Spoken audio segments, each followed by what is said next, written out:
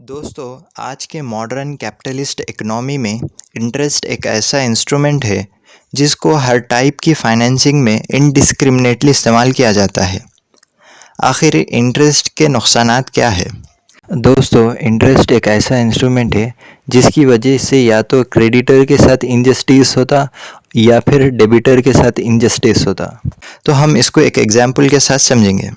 दोस्तों, modern economic system में ये बैंक्स है जो इंडस्ट्रियलिस्ट और ट्रेडर्स को लोन्स देते हैं, जो असल में डिपॉजिटर्स का पैसा है। अगर किसी इंडस्ट्रियलिस्ट के पास उसका पैसा सिर्फ 10 लाख्स है और वो 90 लाख्स बैंक से लेंड करके एक बड़े प्रॉफिटेबल प्रोजेक्ट पे लगा रहे, तो उसका मतलब ये है कि 90% तक का प्रोजेक्ट डिपॉजिटर्स के पैसे से बना और 10% उस बंदे के कैपिटल से।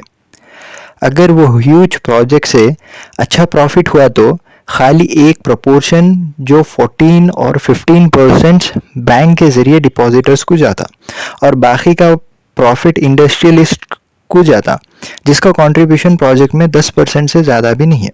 और तो ये स्मॉल प्रोपोर्शन जो 14 और 15% भी इंडस्ट्रियलिस्ट कॉस्ट ऑफ प्रोडक्शन के नाम पे ले लेते हैं, और जो एंटरप्राइज से प्रॉफिट्स होते वो भी टोटली वो बंदे लेके जाते जिसका खुद का कैपिटल 10% से भी ज़्यादा नहीं है, और जो 90% इन्वेस्टमेंट कर रहे उनको सिर्फ एक फिक्स्ड रेट ऑफ रिटर्न मिलता।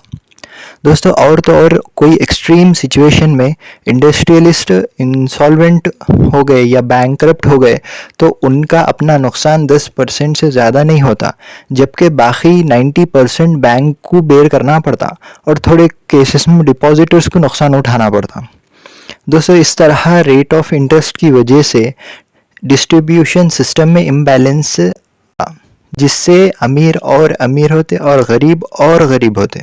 सिचुएशन 2 ये है, अगर कोई इंडस्ट्रियलिस्ट बैंक से लोन लेके बिजनेस में इन्वेस्ट करे और उनको लॉस हो गया तो एक फिक्स्ड रेट ऑफ रिटर्न उनसे क्लेम करना इनजस्टिस है। इंटरेस्ट से या तो क्रेडिटर का नुकसान है या तो डेबिटर का नुकसान है।